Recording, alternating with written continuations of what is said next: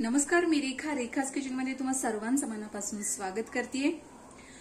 मुलं बाहेरून आली किंवा शाळेतून वगैरे आली तर त्यांना पटकन असं खायला काहीतरी लागतं। सो अशा वेळी ही रेसिपी तुम्ही नक्की ट्राय करू शकता। सो आज आपण बघणार आहोत बेसन चिला बाईट्स आणि करायला खूप सोपी आहे, खायला खूप टेस्टी। सो यासाठी आपल्याला साहित्य काय लागणार आहे, कशा पद्धतीने बनवायचं आहे, चला तर मग बघून घेऊया।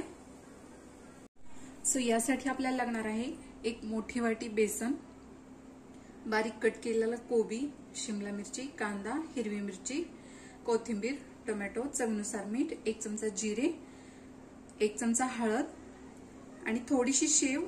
कुठल्याही प्रकारची शेव तुम्ही घेऊ शकता किंवा आलू भुजिया वगैरे मिळते ती देखील घेऊ शकता। Tomato sauce.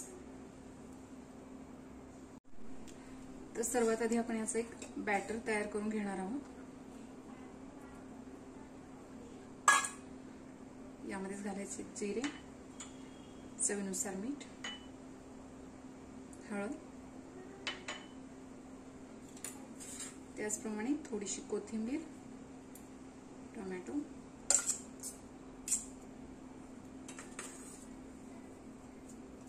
त्याचप्रमाणे बारीक कट केलेला कोबी, हिरवी मिरची, मिरचीचं प्रमाण तुमच्या आवडीनुसार कमी अधिक ते करू शकता।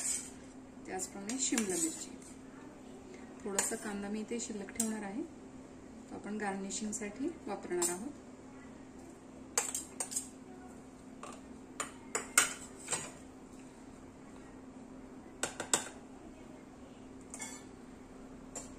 सो इथे थोडं थोडं पाणी ऍड करून आपल्याला हे व्यवस्थित असं बॅटर तयार करून घ्यायचं।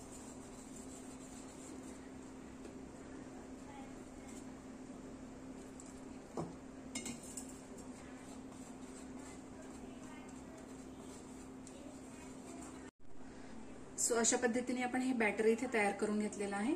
बॅटरची कन्सिस्टन्सी तुम्ही इथे बघू शकता, खूप थिक किंवा खूप रनी अशा पद्धतीचं बॅटर आपल्याला तयार करायचं नाहीये।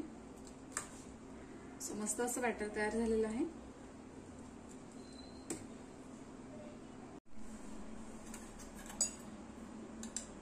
सो इथे मी डोसा पॅन घेतलेला आहे, यावर आपण थोडंसं तेल स्प्रेड करून घेणार आहोत।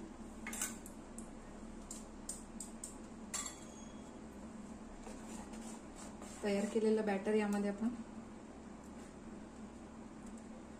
2 चमचे बॅटर इथे मी घालणार आहे। अगदी हलकसं स्प्रेड करून घ्यायचं।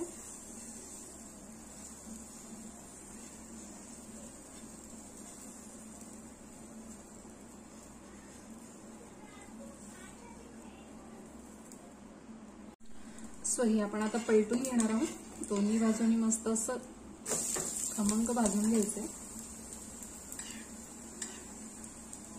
थोडंसं तेल तूप बटर तुम्ही काही इथे वापरू शकता, तुमच्या आवडीनुसार वापर करायचा आहे।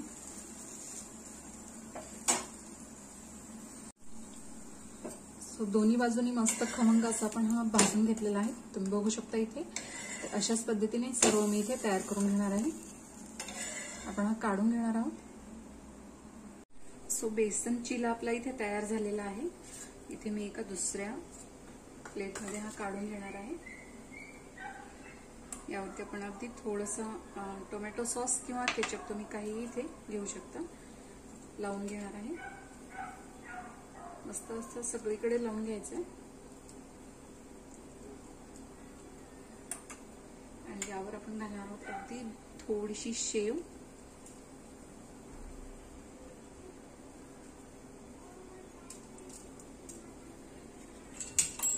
त्याचप्रमाणे बारीक कट केलेला कांदा,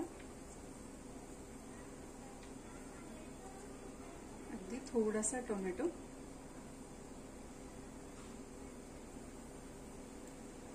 आणि कोथिंबीर। सो तुमच्याकडे पिझ्झा कटर नसेल तर तुम्ही एखादी सुरी किंवा बतई वगैरे घेऊ शकता, तर त्याने हे कट करून घ्यायचे। सो अशा पद्धतीने आपण हे कट करून घेणार आहोत आणि छोटे छोटे बाईट्स आपण तयार करून घेणार आहोत।